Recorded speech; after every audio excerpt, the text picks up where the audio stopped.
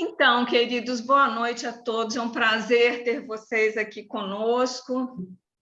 Valdir dispensa apresentações, mas faço questão de apresentá-lo aqui nessa noite, onde ele vai falar para a gente de um tema tão, assim, querido na psicanálise, que são os discursos, né? A teoria dos discursos de Lacan.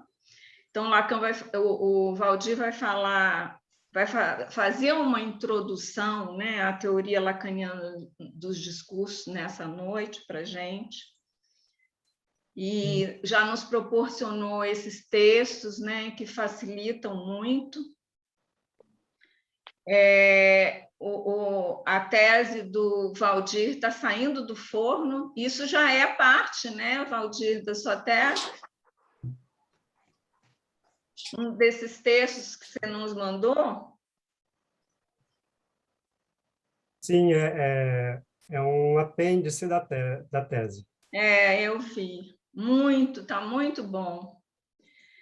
Então, Valdir é psicólogo e mestre em psicologia pelo Unesp, especialista em saúde mental e saúde pública pela Secretaria de Saúde do Estado de São Paulo, doutorando, quase doutor, semana que vem, né, Valdir? Dia 3, doutorando em psicanálise pela UERJ, psicanalista, analista institucional, tem exercido a função de trabalhador de saúde mental no contexto do Sistema Único de Saúde nos últimos 10 anos. Valdir, é com você, querido.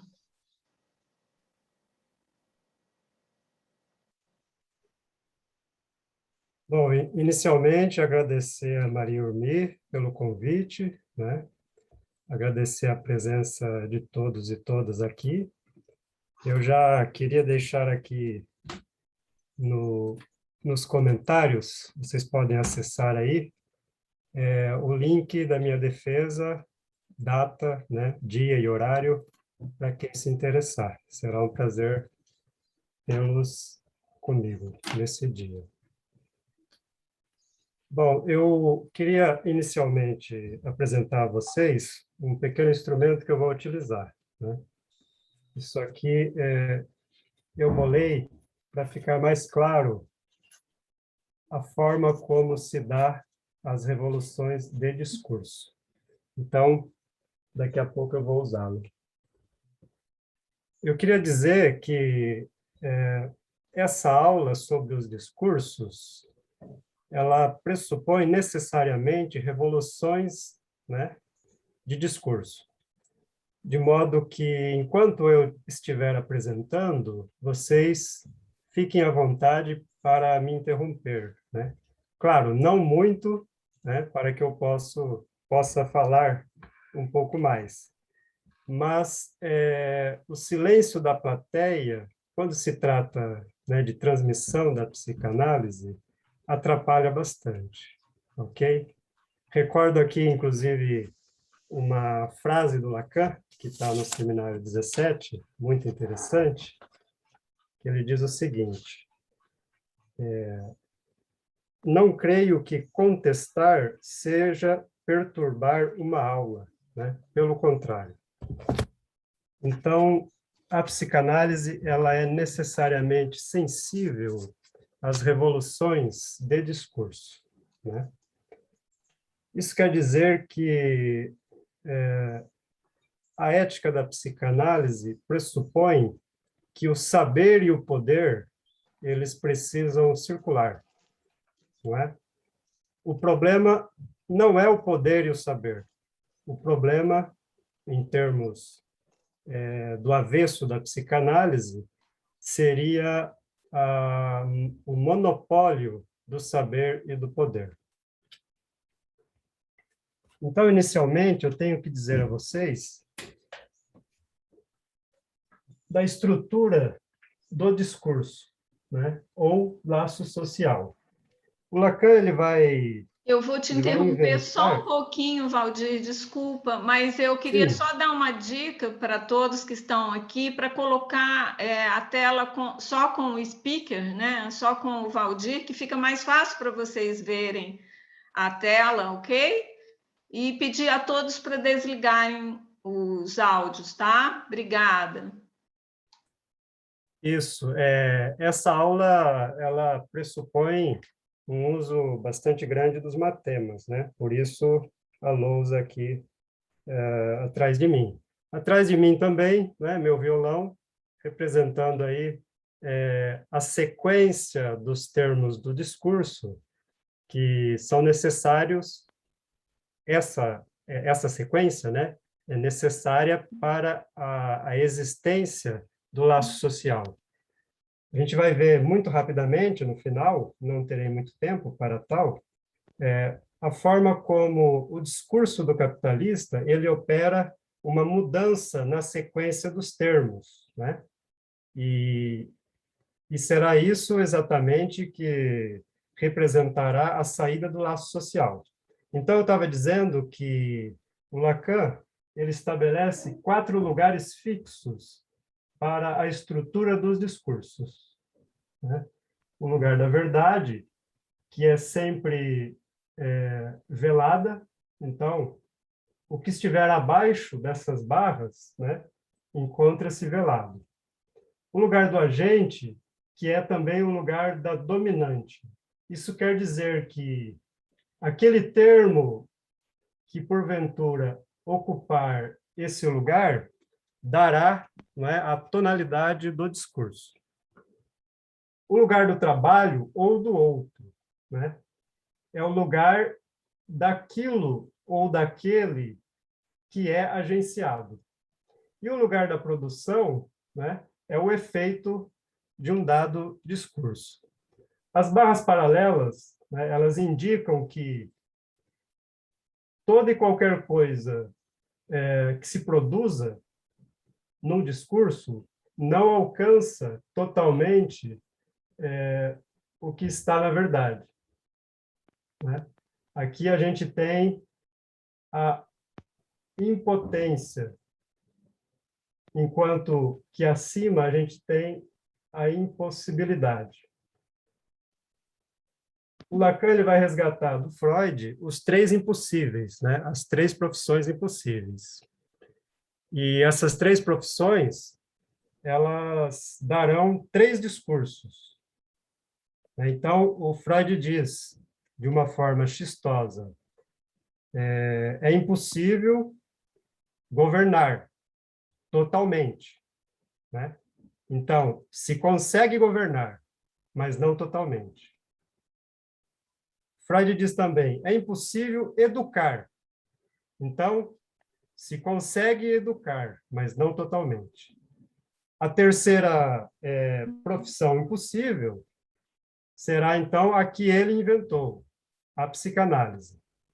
Analisar é impossível totalmente, né? Então, são ações, profissões limitadas. A essas 3, o Lacan acrescentou uma quarta impossibilidade, que não é uma profissão, não é? No caso, é o fazer-se desejado, que será respectivo ao discurso da histeria, como vamos ver.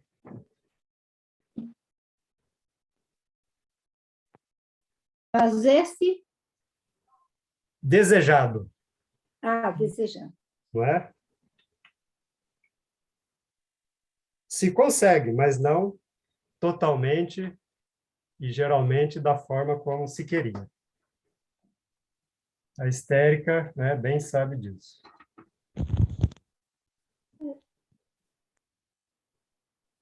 Estabelecido, então, os 4 lugares do discurso, por mim, você ia dizer alguma coisa?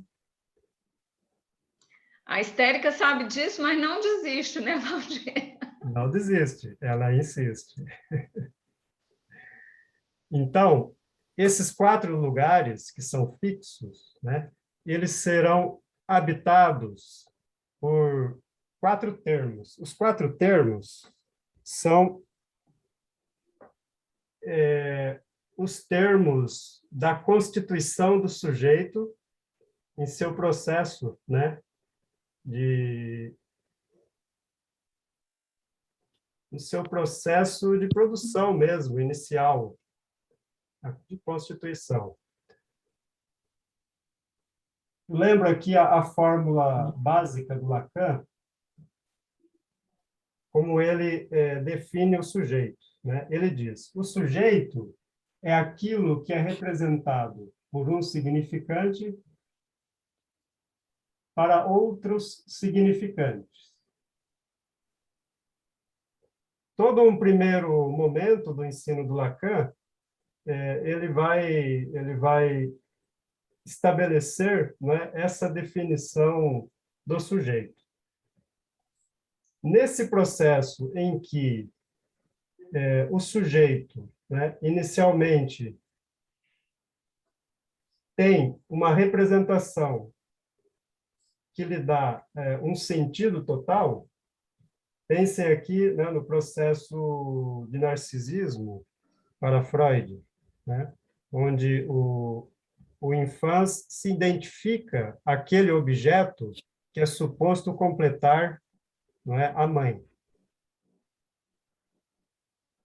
Dessa completude, ou melhor, nessa completude, entrará em ação um segundo significante. Esse segundo significante introduzido no processo de constituição do sujeito, né, o Lacan chamou de nome do pai. O nome do pai, então, ele vem representar, ou melhor, ele é aquele significante para o qual o significante que representa o sujeito se remete, não é? Então, se inicialmente o falo imaginário completava a mãe, esse falo ele é significado pelo nome do pai. Vejam que existe um texto do Lacan que se chama justamente a significação do falo, né? No caso, o falo imaginário, que passa a ser significado, né? Se quiserem outra palavra, que passa a ser metaforizado. Então, o sujeito, nesse processo, ele se constitui. Nesse processo de se constituir, cai um objeto, né, que é o resto desse processo de barramento do sujeito. Barramento ou constituição mesmo do sujeito. Mas veja que interessante, né? Nessa explicação da metáfora paterna, a gente chegou justamente no discurso do mestre.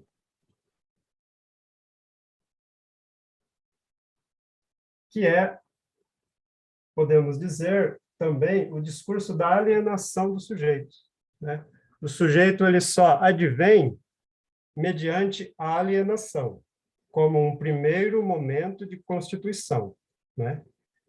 Ao qual se segue um segundo momento, que é a separação. O Lacan trabalha isso no seminário 11. Ok? E vejam que interessante.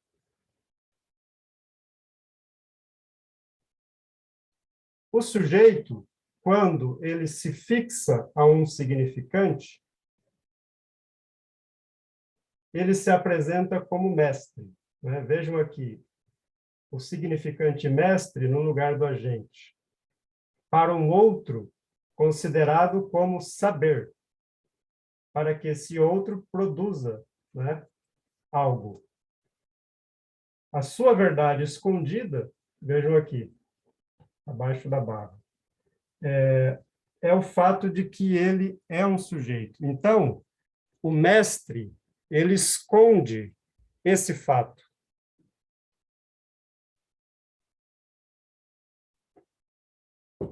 Esse aqui é o próprio sujeito neurótico, né? Vocês lembram que o Freud, ele foi responsável, segundo ele, por operar a terceira grande ferida narcísica, né? Que ele formulou como: não somos mestres em nossa própria casa. É isso o que a psicanálise vai revelar. Vai revelar e vai operar junto aos pacientes. Quando um sujeito, né, ele se fixa em significantes, ele produz o que o Lacan chamou, vejam aqui na produção, né, de mais gozar. E vamos entender por que o objeto A, no discurso do mestre, que é também o discurso do indivíduo, né, aquele que não se vê como dividido, aquele que não tem abertura para o desejo, né, porque isso aqui é o desejo que está inconsciente. Quando o sujeito, não é, se fixa em representações de si mesmo de uma forma muito fixa, ele só pode realizar a pulsão por meio de três coisas: inibições, sintomas e angústia. É isso daqui, ó. É o objeto A representando o mais gozar. E por que o Lacan chamou esse objeto A, nesse lugar discursivo, de mais gozar, né? Ele faz um paralelo aqui com a mais-valia do Marx. Por quê? Tal qual o proletário, na economia política capitalista, não se apropria daquilo que produz, o sujeito neurótico, ele produz algo, né? Ele realiza a pulsão inconscientemente, principalmente nos sintomas, né? Então, a gente diz que é algo que ele produz do qual ele não se apropria, fica para o outro, fica para o inconsciente, né? Lembrem que o inconsciente é o discurso do outro. Uma análise, ela vai ter, então, que, inicialmente, operar uma revolução de discurso, né? Geralmente, o sujeito chega nesse discurso, agenciando o analista como saber. Vejam aqui, o S2 representando o saber, né? Para que o analista produza algo para ele. Ele não quer saber do seu desejo. É o tal do não querer saber do neurótico. Então, este é o discurso do mestre no que se refere ao sujeito. Porém, há muitas formas de ler os discursos, né? Isso é que é a potencialidade dessa teorização. Essa teorização, ela serve tanto para pensar a clínica quanto a política, né? Ou seja, a sociabilidade comum nossa. E também serve para pensar a articulação entre clínica e política, e vice-versa. Então, esse discurso, quando ele se dá, né, fora da psicanálise, a gente pode pensar muitas situações. Qualquer situação onde haja alguém se posicionando como mestre,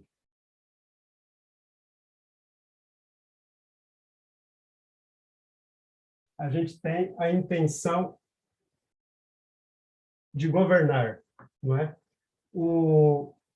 Eu esqueci de dizer inicialmente, geralmente eu começo dizendo isso, que cada um dos 4 discursos são modos de produção, né? Não à toa, o seminário 17, ele vem na sequência do 16, que é onde o Lacan, ele abre mais frontalmente o seu diálogo com Marx.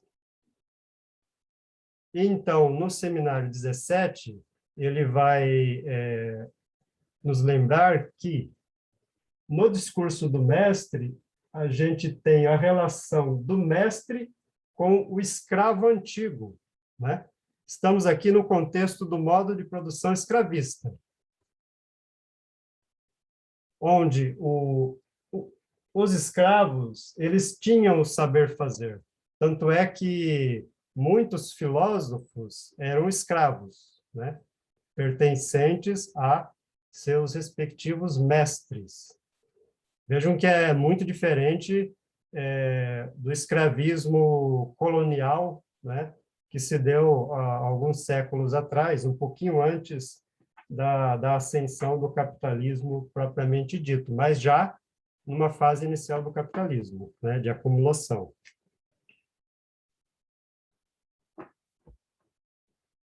Outro exemplo de aplicação, né, de uso desse discurso para pensar a sociabilidade no próprio capitalismo, né, é o dos trabalhadores de classe média, onde, eventualmente, até um psicanalista pode estar.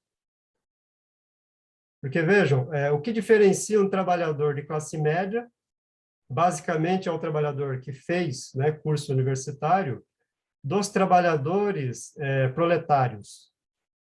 É o fato de que os trabalhadores de classe média, eles têm o saber fazer, e o proletário não, né? O proletário é aquele do qual foi expropriado tudo, inclusive o próprio saber sobre o seu fazer.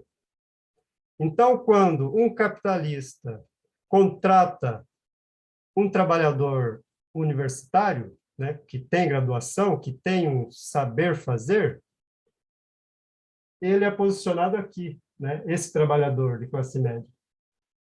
Trabalha para um mestre capitalista, a fim de produzir algo.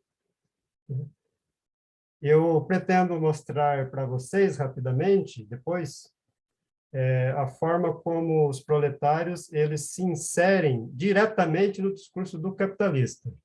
E isso não é sem consequências, né, para a vida deles, a vida e a produção de subjetividade, de sofrimento ao qual eles são arremessados. Então, esse é o discurso do mestre. Bom, chegando alguém na clínica nesse discurso, geralmente o exemplo melhor, né, de alguém chegando até nós na clínica nesse discurso é aquele sujeito que veio por uma demanda de outrem, né? Ele não queria se tratar. Por exemplo, eventualmente, uma companheira ou um companheiro que diz, se você não for se tratar, né, eu vou me separar de você. Ou pais trazendo crianças e adolescentes, né? Então, ele não vem por causa de um impasse diretamente dele. Ele vem por causa de uma demanda de um terceiro. Então, quando ele chega, ele cruza os braços e coloca o analista no lugar do trabalho. Veja aqui, ó, como saber. Porém, né, a partir do que a gente chama de manejo transferencial, vamos pedindo para esse sujeito falar, né? À medida em que ele vai falando, eventualmente, não sempre, né, ele pode ir se dividindo, ele pode ir apresentando sua questão. Quando isso acontece, vejam, estamos aqui no discurso do mestre. Vou usar aqui o meu instrumento, né? Estamos aqui no discurso do mestre. Quando pedimos para esse sujeito falar, não é? ocorre uma revolução de discurso. Vejam que os termos, eles giram uma casa. À medida em que um deles gira, esse que gira puxa todos os outros, né? E cada um muda uma casa. É um giro de 45 graus, portanto.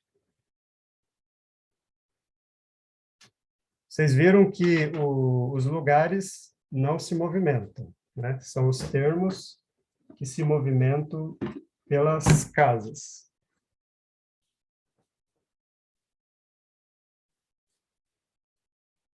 Então, vejam, o sujeito que estava recalcado, nesse exemplo que eu dei, na medida em que vamos dando a palavra a ele, ele vai aparecendo como agente. Então, vejam que o sujeito subiu, ele estava recalcado, né? O sujeito aqui representando o próprio sintoma.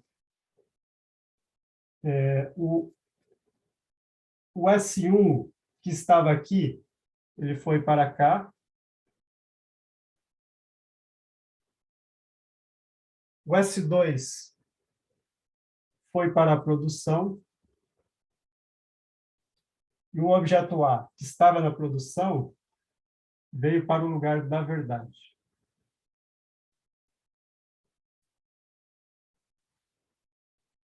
Então, esse será o discurso da histeria ou o discurso do sujeito, né? Ou o discurso do analisante. Há muitas formas de nomeá-lo. Lembrando que o discurso da histeria ele não é respectivo apenas ao sujeito histérico, né? Qualquer sujeito pode vir a histericizar o seu discurso. Nesse discurso, portanto, temos aqui o objeto A no lugar da verdade, representando, né, aquilo que faz sofrer, causando um sujeito que coloca o mestre no lugar do trabalho, para que esse mestre, né, produza um saber para ele. A gente diz que a histérica, ou qualquer sujeito, né, nesse laço social, ele, ela, coloca o mestre contra a parede, né? Me diga o que que eu faço, o que que eu tenho. Eu lembro de uma analisante minha, de muitos anos atrás, ela passou 6 meses das entrevistas preliminares vindo para me dizer o quanto eu era um mau psicólogo. Porque bom mesmo, né, era a psicóloga anterior que dizia a ela o que ela tinha, o que ela devia fazer, né? Ou seja, era uma psicóloga cognitivo-comportamental. Mas veja que interessante, ela não faltava um dia para vir me dizer o quanto eu era um mau psicólogo, né? E eu sustentava esse semblante, né, de mau psicólogo. Até que, de tanto ela trazer isso, ela pôde começar a falar das suas insatisfações, né? Porque para ela não era só o psicólogo que era insatisfatório, tudo era insatisfatório para ela, né? O marido, os filhos, né? Então ela pôde começar a falar da sua insatisfação. Agora vejam que interessante. Num primeiro momento, o sujeito histericizado, ele encarna o S1 em alguém, né? Especialmente no analista. De tanto que o analista não responde desse lugar em que é investido, né, o sujeito quereria que ele desse o saber. De tanto não responder, esses S1s não deixarão de ser encarnados e passarão a ser os próprios significantes aos quais o sujeito está fixado, está alienado. Eu chamei isso de... Eu não, né? O Lacan chama, mas essa articulação eu que fiz nesse textinho que vocês leram, né?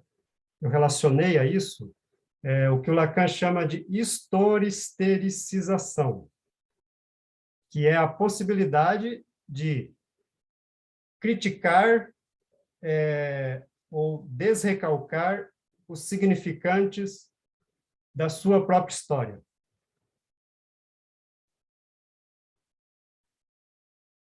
Então, vejam, nesse processo de entrar em contato com esses significantes, serão esses significantes novos. Claro, num primeiro momento grande da análise, não são bem novos significantes, são significantes que estavam recalcados, não é? Apenas num segundo grande momento da análise é que, após esgotar um pouco o desrecalcamento, o sujeito começará a produzir novos significantes. Aí entra o que a gente chama de produção do sintoma, com TH mesmo, né? É possível enviar por aqui esse texto que ele disponibilizou. Tá. Depois eu mando aí o link, se alguém tiver, já pode adiantar. Bom. Valdir? Sim. Boa noite. Uma pergunta. Onde que entra a transferência nessa fórmula? Como que ela acontece? Uma pergunta de um iniciante da psicanálise. Bom, a transferência, ela já estava... aí que está, né? Alguns falam em transferência anônima. Tem um texto antigo da Dominique Miller, Judith Miller, né? Que ela fala em transferência anônima, que é esse primeiro momento em que o sujeito chega e ele ainda não estabeleceu a transferência com aquele analista. Geralmente, nas instituições, a transferência anônima, ela se dá com as próprias instituições, né? No caso da transferência psicanalítica, propriamente dita, ela se inicia aqui, ó, no processo de estericização do sujeito. No exemplo que eu dei, vejam bem, né? Dessa analisante que já havia passado a me incluir na própria questão dela. O Freud chamou isso de neurose de transferência, que é quando a pessoa imaginária do analista ela passa a ser integrada nas questões do sujeito. Agora, a passagem da transferência imaginária para a transferência simbólica, ela se dá justamente nessa passagem que eu mostrei aqui, né? De quando o paciente incorpora o analista como mestre para o momento em que, ao invés de ser o analista, os S1 serão seus próprios significantes mestres, né? Produzidos na sua história. Então, é aí que se dá a passagem para a análise propriamente dita. Então, não, desculpa, não, eu só ia perguntar. Então, enquanto ela não permite que o analista ocupe esse lugar do mestre, eu não sei se é uma forma correta de dizer, nesse caso, por exemplo, durante os 6 meses que ela ficou falando que você era um mau psicólogo, etc. e tal, nesse caso, dá para dizer que a transferência estava em curso, ou como é que é nesse sentido? Sim, ela estava em curso na versão imaginária. Ah, sim, ok. Já é transferência, né? E aí, quando ela te procurou, ela já te colocou aí no lugar de um suposto saber, apesar dela questionar esse saber, né? Então, é esse Sim, momento do suposto saber que já a transferência imaginária acontece, né? sim.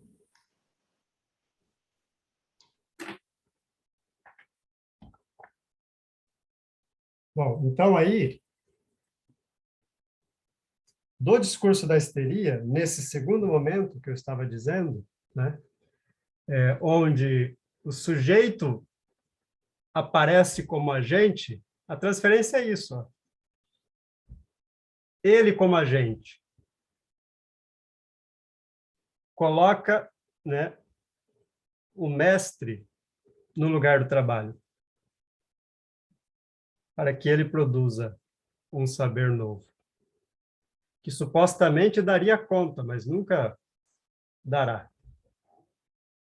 Porque experimentem dar o que um sujeito estericizado quer. No caso dessa analisante que eu relatei, né, o sintoma dela era a própria insatisfação.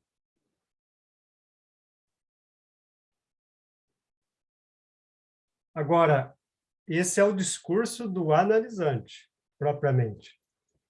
Ele já está em posição de análise dos seus próprios significantes mestres, aos quais está fixado. Está fixado onde? No discurso do mestre, né? Lembrem que quando nos fixamos em representações, a gente recalca, né, a nossa própria diferença, a nossa própria possibilidade de diferir.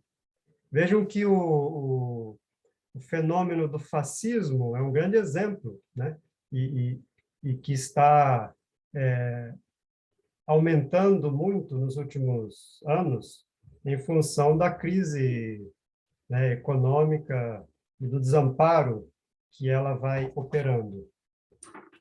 Porque, Valdir, vejam, sim, então, eu sou iniciante também, meu conhecimento, minha clínica na psicanálise é muito...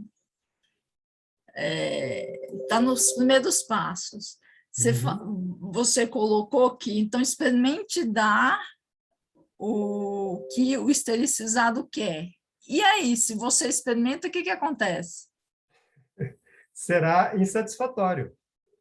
Porque não é disso que ele realmente precisa, né?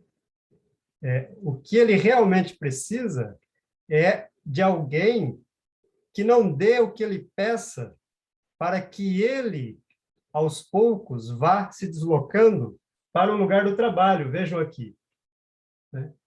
E qual será, então, aproveito a sua questão para operar mais uma revolução de discurso aqui. Qual é o discurso o único discurso, onde o sujeito está diretamente no lugar do trabalho? Vou colocar o sujeito aqui, ó, sempre olhe lá em cima, no lugar do trabalho, né? Quando o sujeito está no lugar do trabalho, o objeto A, que estava no lugar da verdade, do discurso da histeria, ele sobe. Ele subindo, ele vai para o lugar do agente. Esse é o discurso do desejo. O mestre que estava no lugar do trabalho, colocado ali pelo sujeito estericizado, ele desce. E o saber que estava no lugar da produção, ele vem para o lugar da verdade. Esse será, então, o discurso do analista. Agora, vejam um detalhe aqui que é importante, né? O discurso do analista não é um laço social que a gente ocupe e ficamos lá. O discurso do analista, ele se dá em pequenas passagens. Isso quer dizer o quê? Quer dizer que na maior parte do tempo de uma análise, o sujeito está no lugar do agente, buscando os S1s, né? Porque, na medida em que ele entra em análise, o que é entrar em análise? É tornar aquilo que era uma resposta, ou seja, sintoma, inibição e angústia, em algo a ser, em algo que se torne um enigma a ser decifrado.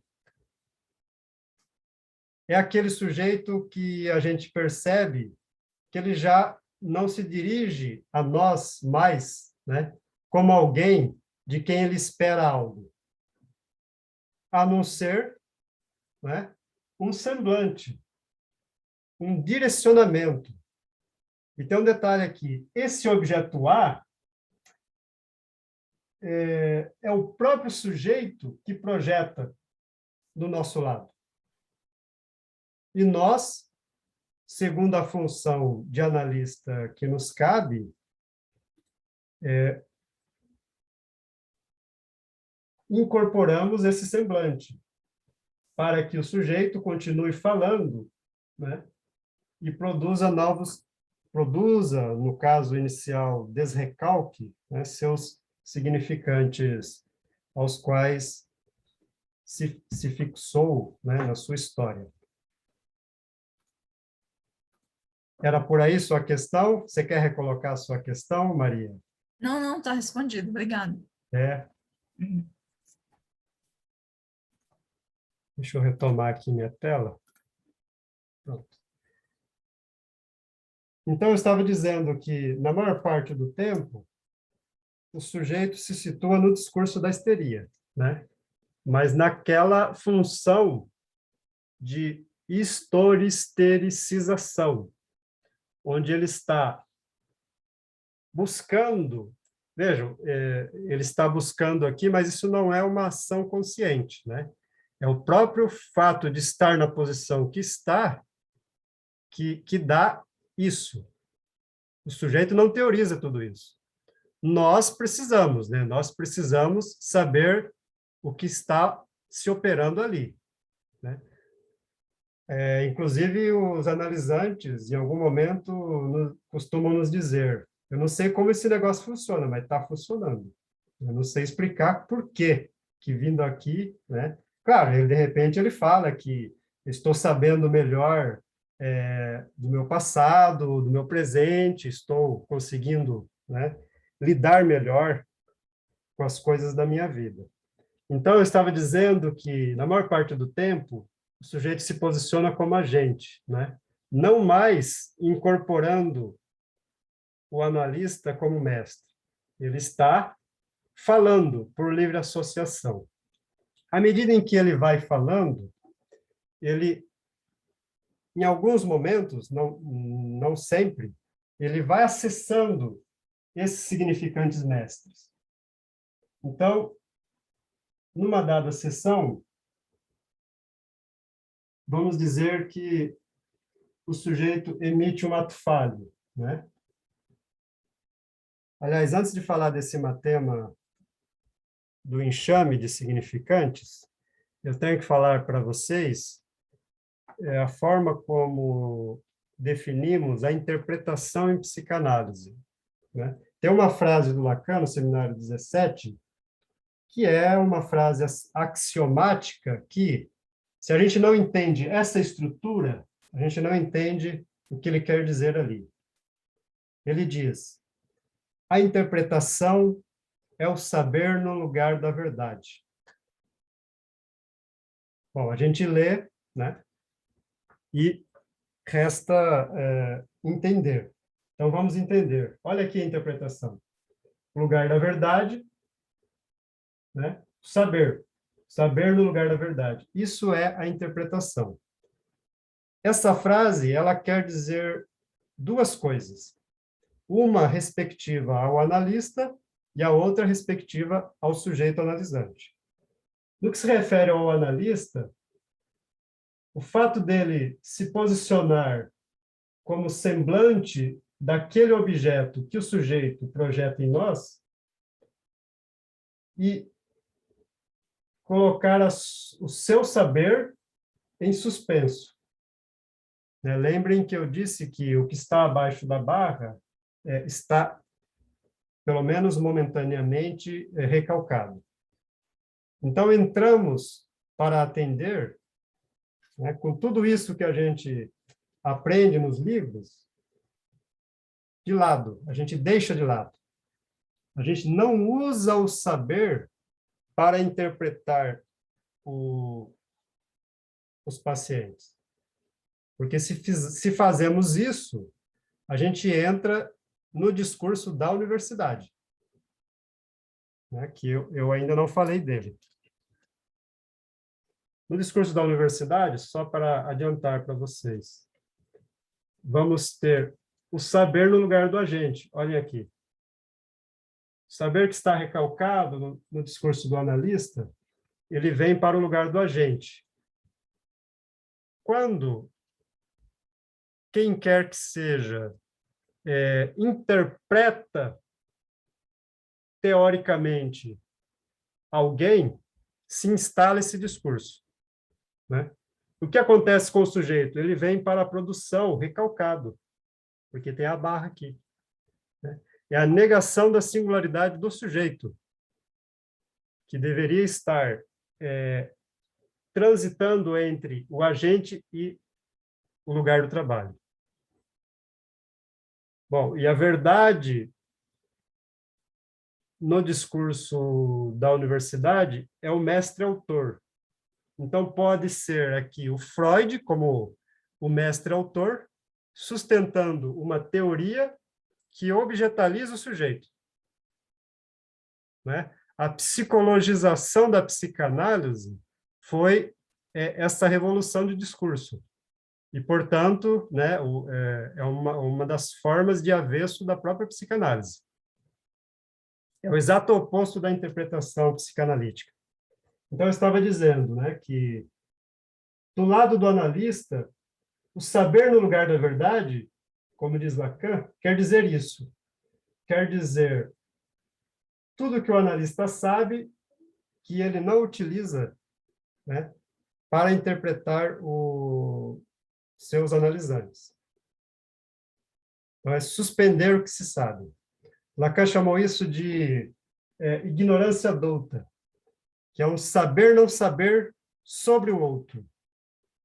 E aí eu lembro uma outra frase importante do Lacan, importantíssima, eu diria, que está no Direção do Tratamento, nos escritos, que ele diz: a nossa incapacidade de sustentar uma praxis, isso é uma praxis, ó, discurso do analista,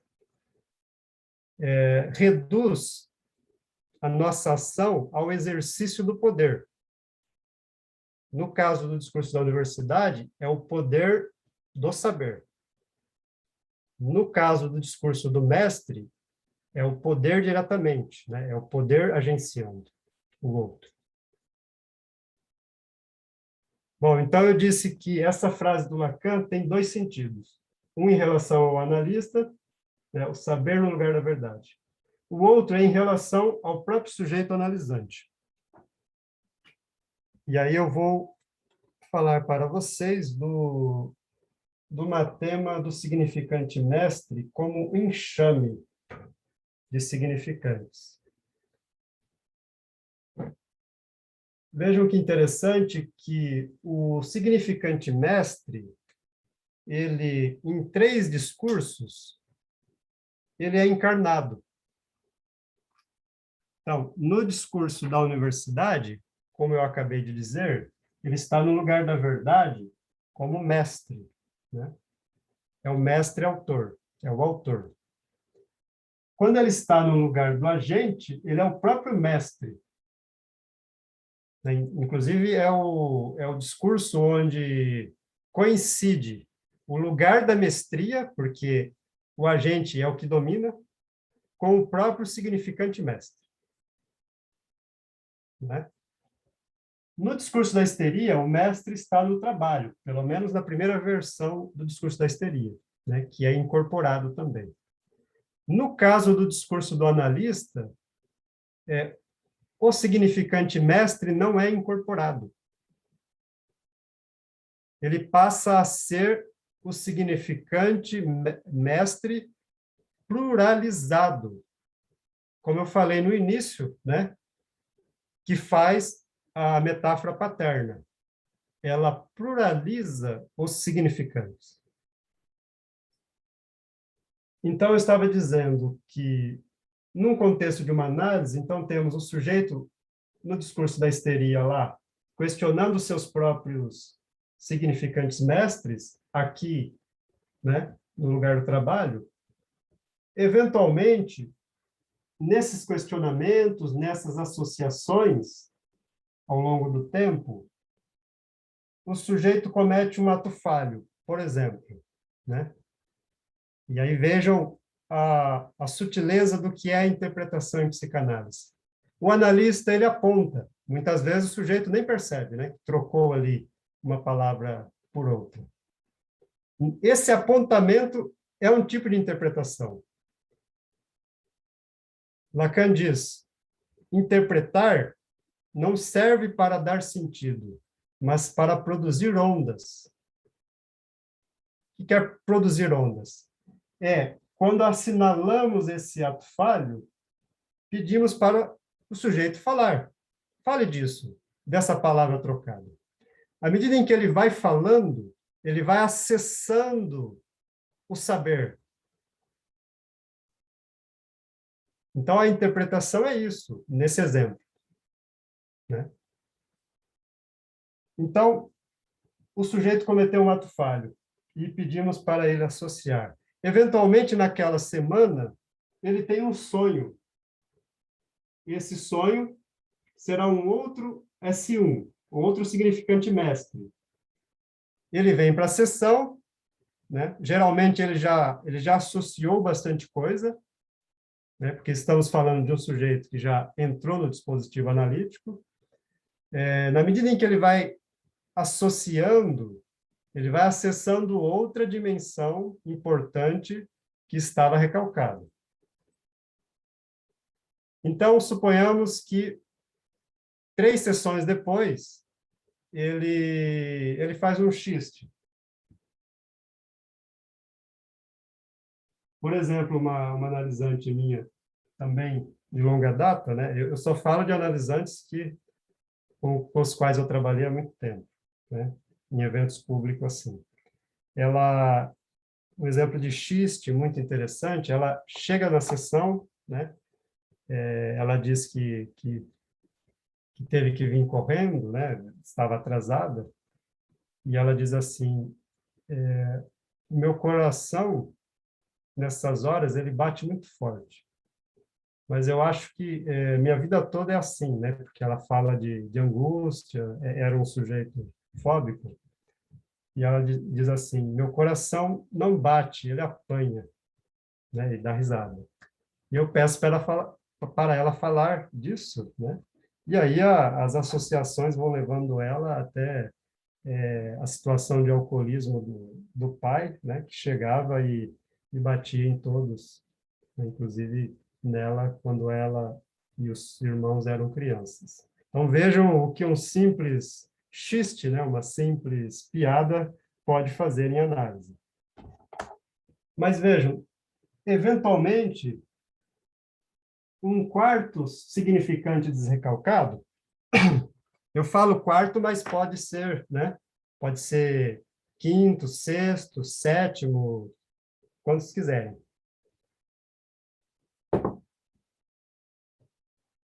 Esse sujeito aqui, nesse exemplo, ele foi acessando pequenas partes, né? Pequenos bocados do saber inconsciente. Porém, eventualmente, um desses, no exemplo aqui, o quarto, o que ele faz? Ele, por retroação, ressignifica todos esses outros. E todos eles operam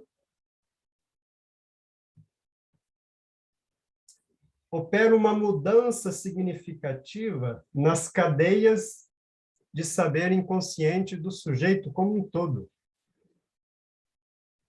E aqui a gente tem um salto de quantidade para qualidade, né? São aquelas reviravoltas de uma análise, onde, eventualmente, depois disso, o sujeito nos chega falando ou de uma decisão muito importante que ele conseguiu tomar, que ele não conseguia até então, né? Eventualmente, né, separar-se de alguém que ele estava há muito tempo tentando fazer. Pode ser a saída de um luto muito importante que ele não conseguia fazer, pode ser a saída de uma crise, pode ser o sumiço de um sintoma, né, um sintoma corporal, de pensamento, que se esvai, né? Então, vejam, esse conjunto de S1s, esse enxame, em francês, né, o Lacan equivoca, né, homofonicamente, enxame e S1, em francês, tem o mesmo som, né? Por isso que ele diz, esse enxame de significantes desrecalcados, em algum momento acessa parcialmente, sempre, né? Por isso aqui as barras paralelas, o saber inconsciente do sujeito aqui. Então, o S2 aqui, ele é tanto o saber que o analista suspende, quanto o próprio inconsciente do sujeito, que está em análise. Bom, e é por isso que se trata de uma praxis. Daí, enfim, muitas associações que o Lacan faz entre Freud e Marx, né? E uma delas é esse fato de que a psicanálise é uma praxis. O que é uma praxis? Numa praxis, que é o avesso do capitalismo, né? Numa praxis, temos um sujeito que produz e que aproveita para si mesmo o que ele produz. Isso é uma praxis. Por isso que eu disse que é o avesso do capitalismo. No capitalismo, a gente tem, no extremo oposto, né, de uma não praxis, a situação dos proletários. No caso dos trabalhadores de classe média, também há expropriação, porém, ela é parcial. No caso da classe média, ela consegue acessar parcialmente todos os bens socialmente produzidos. A classe média não está naquilo que a gente chama de carência, que é o caso dos proletários, né? Sempre às voltas com o fato de serem quem mais produz e quem menos se apropria do que produz. Então, voltamos lá para o discurso do mestre, onde o indivíduo neurótico, no caso, no exemplo, né, ele produz uma satisfação inconsciente, ele não consegue realizar o seu desejo em sua vida. Dei o exemplo aqui, né, suposto, de que esse momento aqui poderá ser alguém que realmente conseguiu separar-se de alguém que ele queria. Então, conseguiu realizar diretamente o seu desejo, mediante a análise, né, feita.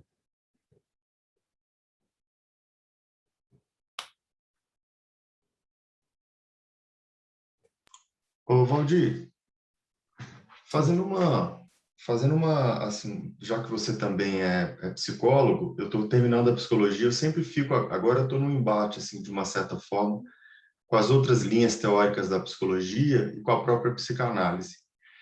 Isso de uma certa forma, é uma ruptura, assim, de pensamento, né? Porque já que a gente está numa sociedade em que as pessoas querem resultados mais imediatos, olhando para isso, às vezes dá uma sensação de que a psicanálise demora um pouco mais para trazer as questões ou as respostas que o sujeito busca.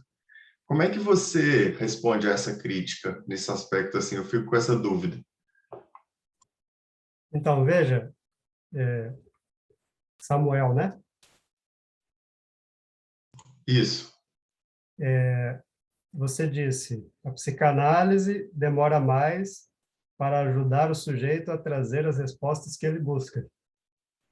Eu Isso é o diria senso que... comum, né? O senso comum, não é verdade? Então, mas eu diria que se tem um ofício capaz de ajudar o sujeito nisso, é a psicanálise.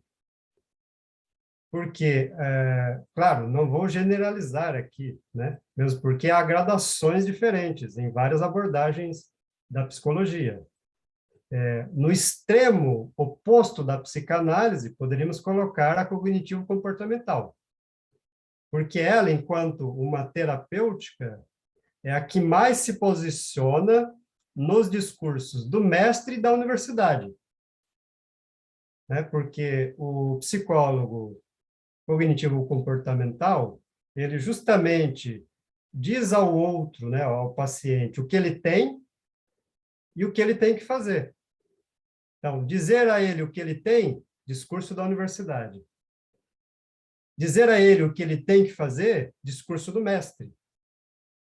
Nesses dois discursos, vejam como os matemas nos ajudam, né? Ó, no discurso da universidade, o sujeito está abaixo da barra. Olha ele aqui. No discurso do mestre, ele também está abaixo da barra. Então, são formas de tratar o outro que desconsideram a singularidade dele mesmo. Enquanto que a psicanálise, ela se dá, sobretudo, no discurso da histeria, como eu disse, onde o sujeito ele está acima da barra, como agente, e no discurso do analista, onde ele está no lugar do trabalho. E abaixo da barra, né, Valdir, ele está sempre assujeitado, né? Sim. A um saber e a um, né, no caso, e aí a um diagnóstico, né? Sim, retomo a própria frase do Lacan que eu disse há pouco, né? A incapacidade de sustentar uma praxis reduz ao exercício do poder. Sim. Vejam que o Lacan, inclusive, está ali em diálogo, né, com o seu amigo Foucault da época, né, que também estava produzindo suas discussões sobre o saber-poder disciplinar. Bom, e é como eu disse, os discursos do mestre da universidade têm suas funções, né? Todos os 4 são necessários. O que vai contra a ética da singularização é a fixação em 2 discursos, da universidade e do mestre, justamente. Porque, vejam, agora eu vou indo para o final da minha apresentação, que é falar do discurso do capitalista, né? Porque é ele que é o dominante. Eu disse antes que cada um desses discursos é um modo de produção. Quer dizer que, historicamente, eles foram se dando e permaneceram, né? Os modos de produção ao longo da história, eles são suprassumidos. Alguns até permanecem, né, em algumas formações sociais e algumas culturas indígenas, por exemplo, que é o caso do modo de produção comunista primitivo, como chamamos. Eu diria até que, nesses casos, o exercício do desejo é muito mais facilitado do que nesse modo de produção em que vivemos. Claro, não tem aqui nenhuma apologia, né, ao retorno a tempos passados, né? Mas é para dizer isso, que um modo de produção dominante, o que ele faz com modos de produção anteriores e até aqueles que poderiam vir depois. Ele combate, né? Vejam o que fazem aí com os povos indígenas. O capitalismo ele vai cada vez mais incorporando todos, no seu próprio modo de produção, né? Ele é um modo de produção predador, nesse sentido. E ele também combate, né, qualquer modo de produção que tenta se opor a ele, que tenta se colocar como um outro modo de produção que tentaria suprassumi-lo, superá-lo dialeticamente, né? Isso quer dizer suprassumi-lo. Eu estou dizendo isso para quê? Para lembrar o fato de que, nesse modo de produção capitalista, dominante, os discursos do mestre e da universidade, eles são os preponderantes, porque eles são os discursos do poder e do saber monopolizados. E vejam que interessante, o discurso da histeria, ele é o próprio discurso que questiona o poder monopolizado dos mestres. Porque o sujeito vem no lugar do agente.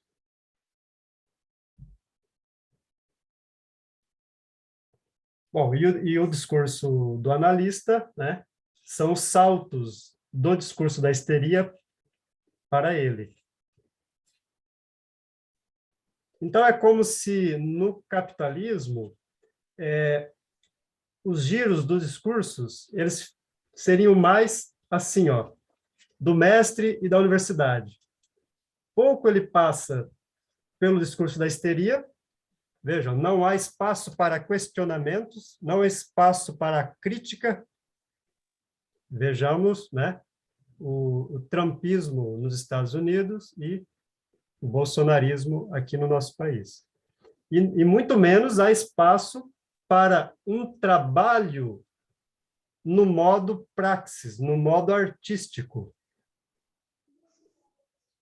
Só há espaço para o trabalho alienado. O Valdir, Sim? quando se trata dos modelos econômicos ou dos modos de produção ditos socialistas, em que a preponderância do Estado ela também se interpõe a esse sujeito a ponto de fazer a negação da própria realidade. Como é que ficaria a metáfora com esses sistemas? Por exemplo, quando eu estive na China, você tem uma margem quase zero de poder entrar em contato com a realidade mesma. Tudo é mediado pelo Estado. E você tem que tentar tirar migalhas entre as frestas das muralhas da China de algo que você quer ver além daquilo que o discurso do Estado te permite. E as pessoas, elas vivem num sistema de muito medo de falar qualquer coisa. Quando eu perguntei, foi aqui o meu intérprete, né? Que o jovem morreu pelos tanques, ele ficou muito nervoso e disse: eu não tenho como falar sobre isso. E foi muito estranho, né? Porque o intérprete, eu fiz uma pergunta e ele não conseguia me dizer, porque ele não tinha como falar sobre aquilo, não lhe era permitido falar sobre aquilo. E ficou nitidamente nervoso. É só para a gente, para tentar pegar as duas metáforas, né? Nos dois sistemas, né? Quando a gente pensa, por exemplo, no Putin, que é uma figura muito forte, é o próprio suposto tudo. Como é que fica isso?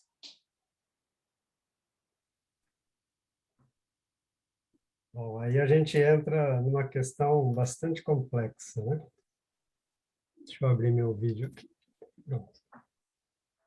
Agradeço sua questão, Marina. realmente, bom, eu gostaria de começar falando dessa questão importantíssima, né? Na verdade, ela abre aí um leque de várias questões, né? Tentarei ser bastante sucinto, teria muita coisa a dizer. A sua questão, inclusive, é praticamente 2 capítulos da minha tese, né? Onde eu falo do conceito de Estado em Marx e articulando, né, com a psicanálise. Eu queria lembrar 2 fatos, né? E esses fatos, eles se encontram ali por volta de 1964, que é a expulsão do Lacan da Internacional de Psicanálise, né, da IPA, e a expulsão do Louis Althusser do Partido Comunista Francês, né? Então, vejam, há 2 coisas paralelas que correspondem. Do lado da psicanálise, temos a psicologia do ego, né? A psicologização da psicanálise, exatamente essa psicanálise que caiu nos discursos da dominação, mestre e universidade, né? Que o Lacan começou a criticar e, portanto, ele foi praticamente convidado a se retirar. No mesmo sentido, né, o Althusser ele começou a questionar no Partido Comunista o rumo que o partido havia tomado, né? Ainda sob aquilo que podemos chamar de stalinismo, né? A União Soviética ela teve na primeira década, né, da Revolução, a implementação dos soviets, né, os pequenos núcleos de autogestão, né? A ideia dos soviets era essa, de que pequenas localidades se reuniam em núcleos coletivos de decisão, ou seja, de partilha do poder, né? Esses pequenos núcleos, eles eram remetidos a outros núcleos até chegar numa instância maior. Bom, o Lenin morre, quem assume é o Stalin. A partir daí, né, é tudo que a gente conhece, pelo menos ali até a década de 50, né, quando ele morre. O que quero dizer? Quero dizer que, e lembro o próprio Lacan, quando ele diz que a epígrafe do meu textinho, que eu sugeri como leitura para vocês, ele diz que a única revolução possível é a de discurso, né? Articulo mais uma vez a frase do Lacan. A incapacidade de sustentar uma praxis cai no exercício do saber e do poder, né? Do monopólio do saber e do poder. Agora, a situação da China, né? Aí é que está a questão. Chamam de socialista o que exatamente não é. Da mesma forma como passaram a chamar de psicanálise o que não era mais psicanálise, né? Não à toa, o Althusser, e foi exatamente isso que ocasionou a expulsão dele do Partido Comunista, ele propôs, precisamos voltar a Marx, inspirado, inclusive, pelo próprio Lacan, seu amigo, né? Quando ele, Lacan, propôs o retorno a Freud. Então, é essa revolução que o Lacan chama de revolução como retorno ao mesmo lugar. Então, não adianta chamar de socialista o que não é, né? Existe muita discussão sobre a China, pelo menos aí da década de 70 para cá, né? Nesse processo de de capitalização mesmo, né, da Revolução Chinesa. Agora, tem um outro aspecto aí que é o da ideologia, né? O Estado, ele, ou melhor, fazendo os paralelos, né? Eu estou aqui entre psicanalistas também. O paralelo entre a psicanálise e o marxismo, né? O Freud, o que ele fez com o conceito de sexualidade? Ele ampliou o conceito de sexualidade, não é? O Marx, por sua vez, ampliou o conceito de Estado. Me recordo de estar num evento de psicanálise, né? E o psicanalista, ele ia falar sobre a religião e a psicanálise. Ele começou a fala dele dizendo: onde o Estado não chega, a religião chega. Aí pensei comigo, ele já não entendeu, pelo menos, né, do ponto de vista do Marx, o que é o Estado. A concepção de Estado para Marx, ela é ampliada. Então, vejam, o Estado, ele nos chega de todos os lados, por meio da ideologia, né? Estou falando aqui das democracias burguesas, que é o caso, né, da maior parte dos países. E ela, a ideologia, ela faz parecer democrático ou ela não possibilita que possamos enxergar a falta de democracia, né, que ela diz que é. Claro, estou entrando aqui também, né, no seu campo, que é o da política mais ampla, né? E você bem sabe dessa questão do monopólio da mídia, né? Na democracia liberal, o que a gente tem? A gente tem, se pegarmos aqui os termos propostos pelo Antônio Gramsci, né, que eu trabalho bastante, temos a sociedade civil, somos nós, né, cidadãos, e temos a sociedade política. Na democracia liberal, há a separação entre a esfera civil e a esfera da política. É claro que dentro desse sistema há tentativas de restabelecer, né? A gente vê que o próprio Sistema Único de Saúde brasileiro, né, feito em grande maioria, né, pelos sanitaristas, que eram marxistas, esse movimento social, que é o da reforma sanitária, conseguiu incluir dentro do próprio Estado mecanismos de diversificação do poder político, né? As conferências de saúde, municipais, estaduais, nacionais, né? Num sistema que vai da base para o teto, né? Então, são tentativas de democratizar mais ainda, né, o poder dentro da democracia liberal capitalista. Então, de fato, acho que tem que incluir essa questão, né, de não confundirmos socialismo com aquilo que ele se tornou, já não sendo mais ele.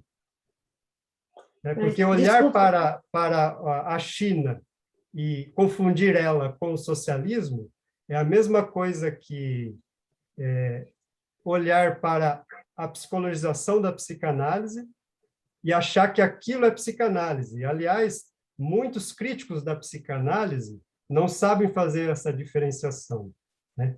O primeiro tempo da obra do Foucault, podemos incluir nisso, né? Ele criticava como psicanálise o que não era mais psicanálise, né? Justamente. Muito obrigada pela sua explanação tão bem feita em relação à minha questão, mas uma das coisas que me fez aproximar intuitivamente, numa circunstância da psicanálise, foi exatamente o dogmatismo que eu comecei a identificar nas ideologias políticas, de ter uma resposta para tudo, uma promessa para tudo. E para mim, a psicanálise vem como esse lugar da descoberta do sujeito quanto sujeito, que se coloca independente, digamos, desse mestre que pensa por ele, faz por ele, briga por ele. Né? E, encerrando, para que a gente possa continuar, desculpa, porque também essa é a minha área de interesse, a obra, tanto do Deleuze, um pouco daquilo que eu pude ler, e do Edgar Morin, contribuíram muito para me salvar dessa coisa que tem um preço muito alto a ser pago na política, porque existe imunidade de rebanho e as pessoas querem democracia de rebanho, adesão de rebanho, conceito de rebanho, concordância de rebanho. E isso é sempre muito difícil de manejar, né? E uma das coisas é que, tipo, no caso do pensamento marxista, as populações tradicionais, e eu, enfim, venho desse lugar, dessa tradição, né? Mas as populações tradicionais eram vistas como sobrevivência, como um estado atrasado da civilização, de que, portanto, deveriam ser civilizados. E quando você lê Dialética da Natureza, você vai encontrar também uma relação de muita instrumentalização da natureza. É um pouco isso, só para a gente refletir, que, para mim, a beleza da psicanálise é não ter essa idealização de um sistema ideal, mas de um sistema que é criado por seres humanos e, portanto, falhos, e que podemos identificar nessas falhas e, talvez, nelas, a gente poder construir alguma coisa.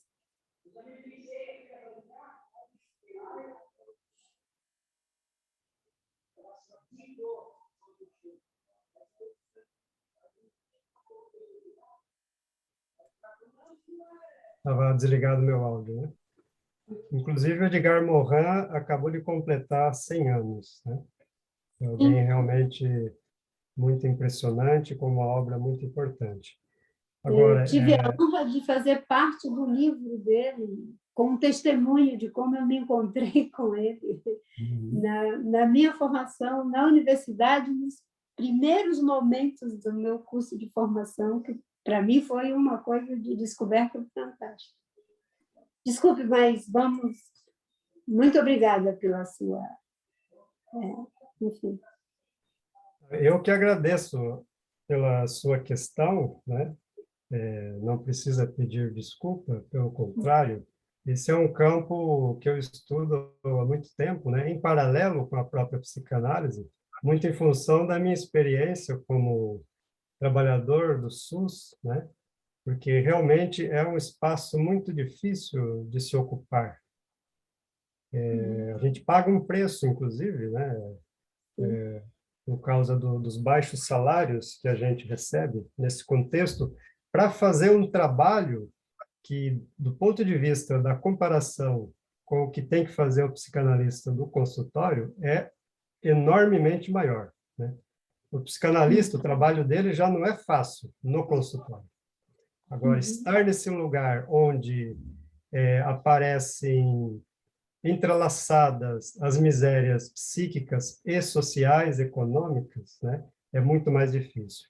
E é por isso que eu penso que só a psicanálise não dá conta, né? A gente está nessas instituições, nesse ponto de interlocução entre o sujeito e o Estado, né? Atendendo essas pessoas que estão na linha de baixo da luta de classes, né? E não há outro saber teórico, científico, no meu ponto de vista, né? Gostaria de deixar claro aqui essa questão, e vocês, mais uma vez, ressalto, estão convidados para no dia 3 verem a minha defesa de tese, com essa banca aí bastante interessante, né, que quase todos aqui devem conhecer, gente de peso, né? Então, lá eu vou discutir um pouco mais, provavelmente, a partir das arguições dos professores. Para concluir, então, acho que já estamos um pouco avançados na hora, falar muito rapidamente do discurso do capitalista e o que ele faz, né? E aqui, vejam, não difere o capitalismo de qualquer país que ainda se nomeie ou que atribui, né, a ele a pecha de socialismo e que não é mais, né? Porque esses países que ainda se mantêm como socialistas e que de socialista não tem nada ou tem muito pouco, né, neles a gente vê a mesma opressão que a gente vê nos países capitalistas, né? O discurso do capitalista,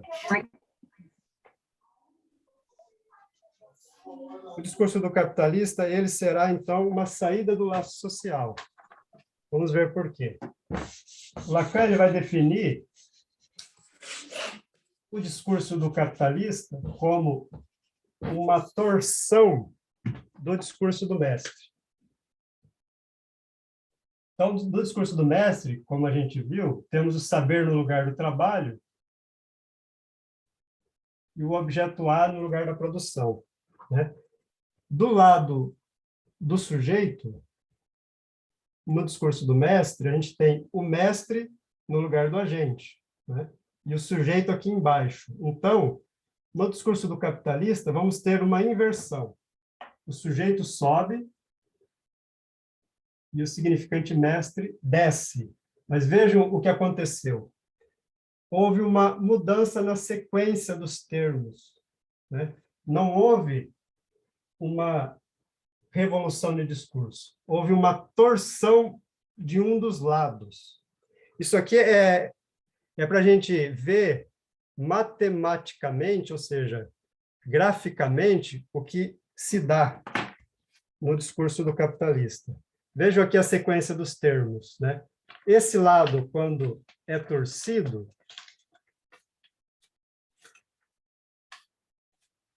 acontece isso, né? Olha o que acontece com o laço social. Era para rasgar. Até que isso se rasga de uma vez, e aí é a morte do sujeito.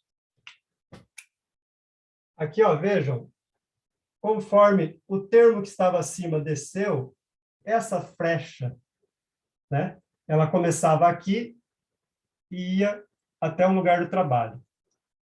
Por causa do termo que estava aqui, desceu, a ponta dela vem daqui, ó.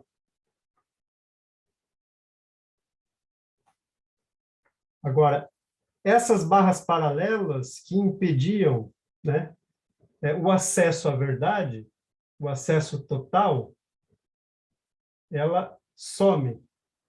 E no lugar dela entra uma seta. Essa flecha parcial ela estava aqui, né? Ela sobe. Essa seta se inverte, porque inverteu. E tem uma seta, né? Então, vejam, no discurso do capitalista, a gente tem um circuito que não é fechado. Ele é um circuito infinito, onde temos um sujeito trabalhador e consumidor. Aqui a gente vai ter que tracejar essa barrinha. Já vamos ver por quê. Esse sujeito trabalhador e consumidor, dele se extrai a mais-valia.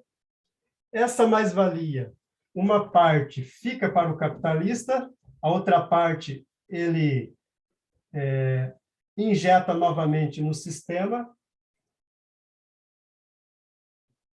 Esse capital, né, financia a tecnociência, essa ciência concomunada com o capital, né? Essa ciência produz mercadorias numa proliferação infinita para o consumidor, para os sujeitos consumistas. Agora tem um detalhe, essas barras paralelas que estavam aqui, elas impediam, né? Elas estabeleciam tanto a impossibilidade de agenciamento total do outro, quanto a impossibilidade de totalizar o acesso à verdade. Então, impotência e impossibilidade são abolidas. Quando essas duas coisas são abolidas, o sujeito sai do laço social, porque, vejam, nos 4 discursos sempre tinha a relação de um sujeito com o outro. Aqui, nesse discurso, o sujeito ele passa a se relacionar com as mercadorias. Num processo que, por ter sido abolido a impossibilidade, esse encontro entre sujeito e objeto, ele se torna possível num processo contínuo de aproximação. Lembre que, na fantasia fundamental, a gente tem alienação e separação, né? A gente tem o processo em que o sujeito ele quer algo e alienação. Quando ele acessa esse algo, ele se separa, e aí ele projeta o seu desejo, né, em outra coisa. Desejo como desejo de outra coisa, né? Define o Lacan. Nesse caso, o fato de que as mercadorias são objetos que têm apenas valor de troca, o sujeito entra num infinito de troca de objetos. Isso é exatamente a abolição do conceito de impossível. Então, sujeito e objeto entram no que a gente chama de rota de abolição de um no outro, né? As toxicomanias nos mostram, cada vez mais crescente, nos mostram muito bem, né, esse processo de encontro cada vez mais encurtado entre o sujeito e o objeto. E aí, toxicomania nas suas várias versões, né? Não é só aquela que a gente vê nas calçadas.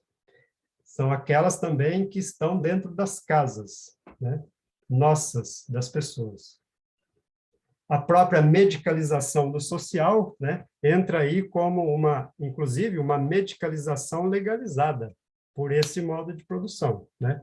Só dou um dado a vocês, que é referente ao metilfenidato, que entre 2000 e 2010 teve um aumento de consumo de 5.000%. Então, vejam o que estão fazendo com as crianças, né, neste modo de produção aqui, nesse discurso, né, nesse laço social. Vejam 2 documentários que estão no YouTube. Um deles se chama Muito Além do Peso, é sobre o consumismo de fast foods, principalmente direcionado às crianças. Vejam também Carne e Osso, chama o outro, que é sobre trabalhadores de fábricas, né, de frigoríficos, onde a gente vê que esse processo de encurtamento sujeito-objeto, até que a morte de um no outro, também se dá para os proletários. Então, vejam, não é o mesmo barco. No caso de todas as classes sociais, incluindo os burgueses, né? No caso do consumismo, aí sim, é para todos, né? O consumismo afeta a todas as classes. Agora, no caso do trabalho, esse processo de aviltamento do corpo do trabalhador dá a figura desse objeto que tende a cair sobre o sujeito, como diz o Freud, né? A sombra que cai sobre a sombra do objeto que tende a cair sobre o sujeito, no caso da melancolia, né? Numa homologia aí da situação do melancólico com o laço social capitalista. Então, gente, basicamente é o que eu tinha para discutir aqui com vocês, né? Diante do convite de falar desse assunto que eu gosto tanto, e acho que vocês veem na minha empolgação para falar dele, né? E agradeço muito aí o diálogo de vocês, as questões. Não sei, Maria Urmi, se alguém tem uma questão final Pois aí é, para a eu gente vou encerrar. passar para vocês aqui, a Aline Furtado escreveu aqui, muito bom, fiquei pensando aqui como é interessante fazer a leitura do processo de análise por meio dos discursos, da queixa, a entrada em análise e a passagem da transferência imaginária à simbólica. Poderíamos pensar não só na revolução dos discursos, como na impossibilidade de frequentar o discurso do mestre universitário sem que a análise seja interrompida.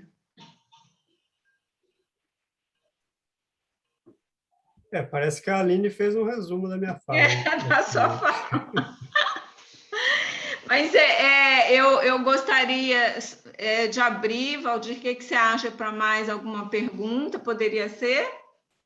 Eu estou tranquilo aqui, né? Não? Alguém Se o mais pessoal tiver gostaria? questões, estou aberto. Valdir, boa noite. Eu gostaria que você pudesse falar um pouquinho daquilo que Lacan fala da verdade como irmã do gozo. Fiquei pensando aí como que se articula aí nisso tudo que você trouxe para a gente de uma forma tão clara, né? Enfim, queria que você pudesse falar um pouco. É o capítulo que a gente está no cartel. Eu sou do corpo de Barra Mansa, corpo freudiano de Barra Mansa. Agradeço aqui o convite, enfim.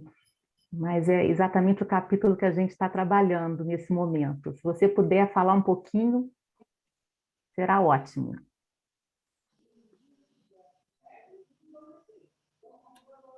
Isa, né? Então, esse é o capítulo 4 do seminário 17, né? É um capítulo bastante denso do Lacan, muito interessante, como os outros, né?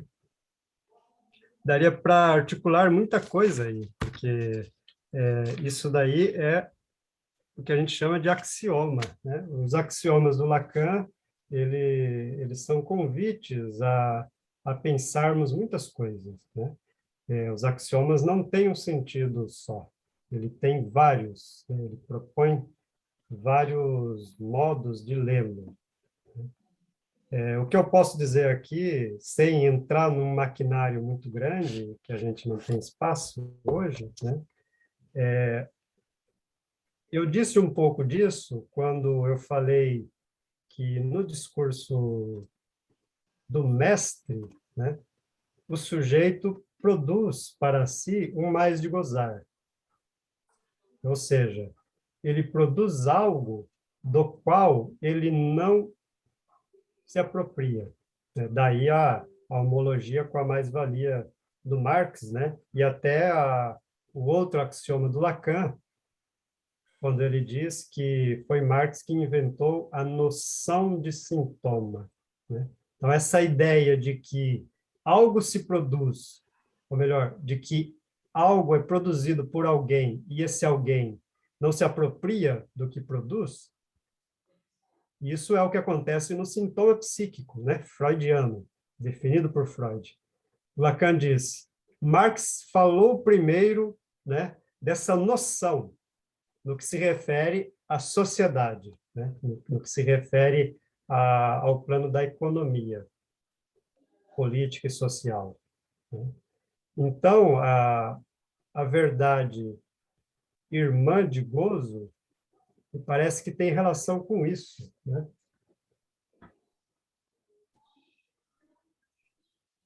Essa é uma questão bem complexa mesmo. Nos outros discursos, né, a verdade sempre tem a ver com o gozo. Porém, o acesso ou não ao gozo, ele difere, a depender de como o sujeito se posiciona. No caso do sujeito singularizado, para não dizer analisado, né, porque nem todo sujeito singularizado precisou de uma análise, né? Vocês viram lá que eu cito o meu querido poeta, o Drummond, né? Vejam o que é um sujeito singularizado, né? Não tenho notícias de se ele fez ou não análise, né?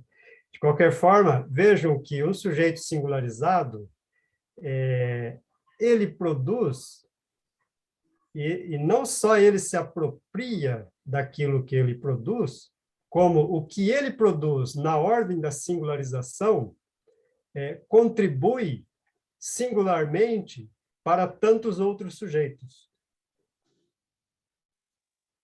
Então, na singularização, quando nos posicionamos nos discursos da histeria e do analista,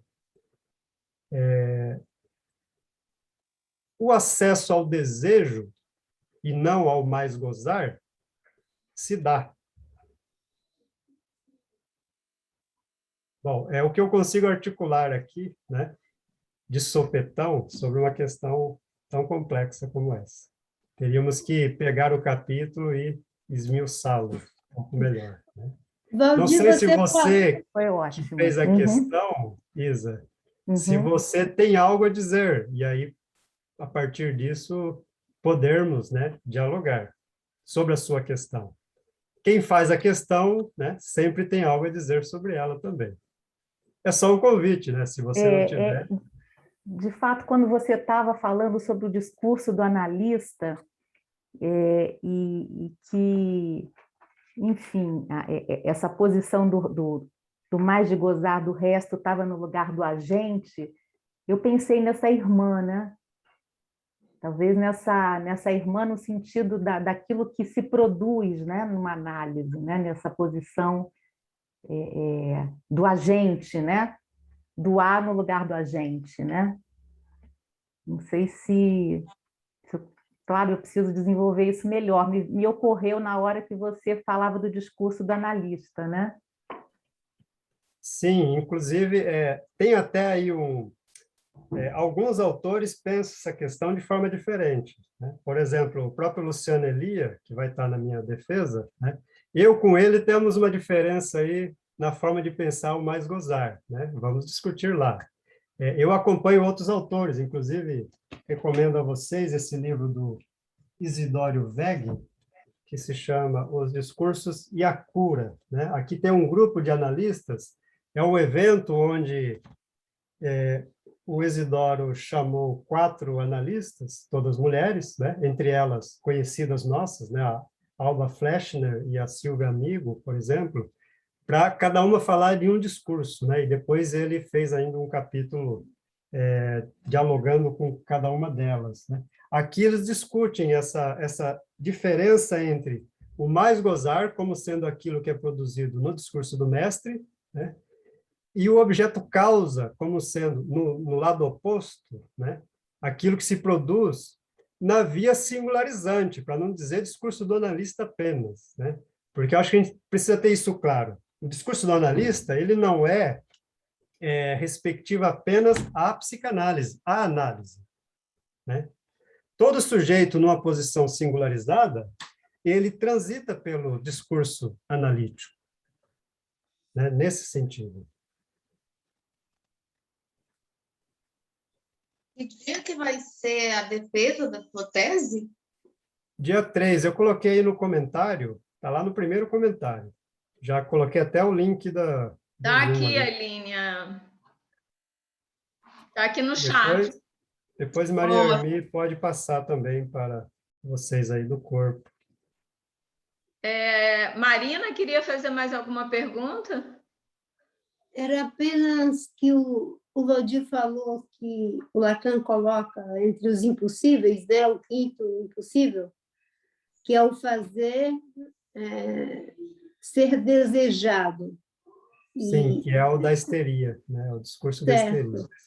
E eu não sei se é o Ricardo Goldenberg que, quando trata desses impossíveis, ele diz que o Lacan acrescentou mais um, que é fazer desejar, que o desejo ele já está ali, ou ele está ou ele não está, né? Mas eu sempre atribuí isso ao sujeito, e não em relação a outro em relação a ele, que é impossível fazer alguém desejar. O desejo está ali, e ele se presentifica ou não se presentifica. Mas eu não associei isso à ideia de que é se fazer ser desejado, mas em relação ao meu próprio desejo. Ninguém pode introjetar um desejo. Ele está aqui ou ele não está. Sim, então, e a gente está vendo agora que é nos dois sentidos, né? Porque tem uma coisa que tem que ficar claro, que é a seguinte, é uma única aula, né? Por exemplo, eu já... Não, eu já está dei... convidado para outro. Eu tive que dar 2 aulas na sessão de Dourados. Eu sei. Nós né? temos que já marcar para o ano que vem. Sim, porque é bastante extenso. Então, uma coisa que eu não disse, que agora, né, com o questionamento da Marina, eu posso explorar, que é o seguinte, agente e outro, né? Outro aqui, ou trabalho, são sinônimos. A gente tem que entender que a relação de um agente com um outro, ela pode se dar tanto... primeiramente, né, ela se dá com esse agente, com seu próprio outro. Esse outro, que é dele, ele projeta. E aí é o segundo sentido, né, do outro. É o outro sujeito, é o outro do laço social, né, os outros. Então, é sempre reflexivo para si mesmo e para os demais sujeitos. Isso quer dizer que demandar que um outro lhe deseje, no caso da histeria, né? Da histeria em impasse, porque a gente vê também que existe um modo de se colocar no discurso da histeria que não é de impasse, né? Que é de objeção ao laço social opressor, né? Objeção ao mestre. Então, isso eu queria destacar. Eu acho que tem a ver com essas 2 dimensões do desejar, né? Tanto fazer-se desejar, porque, vejam, no caso da histeria, da neurose histérica, né? Ou seja, a histeria como impasse, não como um laço social, nessa neurose, não há o que fazer, não há o que o outro faça para que ela se sinta desejada. Porque o impasse é dela. Qualquer coisa que o outro tente não vai agradá-la, né? O nome do seu impasse é a insatisfação, tanto quanto, né, o nome do impasse do obsessivo é a impossibilidade. Então, na histeria, no caso da neurose histérica, é sempre do sujeito com o seu próprio outro, quanto desse outro dele que ele projeta. E a demanda é sempre demanda demais, né? Nunca é demais. Muito obrigada. Sempre mais. É esse impossível que ela não consegue ainda, né, subjetivar. Ela confunde a impotência com a impossibilidade. Exatamente. Ela toma como impotência do outro o que é a impossibilidade do outro satisfazê-la, né? Então, é entrar em contato com essa dimensão insatisfeita do seu desejo que se trata de operar em análise. Aquele exemplo que eu dei, né, há pouco, daquela analisante retrata bem essa situação mesmo. E tendo Obrigada. tudo isso como exemplo, a Aline quer falar? Tendo tudo isso como exemplo, nós sabemos que nós vamos terminar a aula sempre com algum... Temos que deixar o objeto cair, é impossível, né? Esgotá-lo. Não temos objeto, há sempre falta, né? Por isso desejamos outra aula do Valdir. Mais uma vez agradeço imensamente, Valdir, estarei lá na sua defesa, imperdível, e, por favor, já marque na sua agenda mais uma aula para o próximo ano. Queridos, agradeço a todos e todas por estarem aqui hoje conosco, e vamos em frente, com a ajuda Boa noite. com a ajuda de pessoas como o Valdir, podemos alcançar um pouquinho do que Lacan nos deixou. Muito obrigada, Valdir. Grande beijo. Obrigado, Ormi. Obrigado, Obrigada, Gilmar. Valdir. Muito bom, muito obrigada. Boa noite. Boa noite. Até a próxima. Até a próxima. Muito bom.